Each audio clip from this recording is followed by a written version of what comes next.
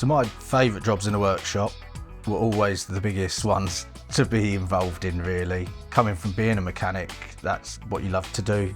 My role here at Volvo is mainly to manage the workshop. The thing I love most about this role, I suppose it's the managing growth of the technicians, sharing knowledge and then watching them being able to carry out tasks on their own.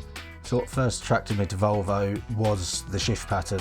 I was able, with a young family, to either be at home with them, but as they've grown up, take them to school and alternating weeks pick them up.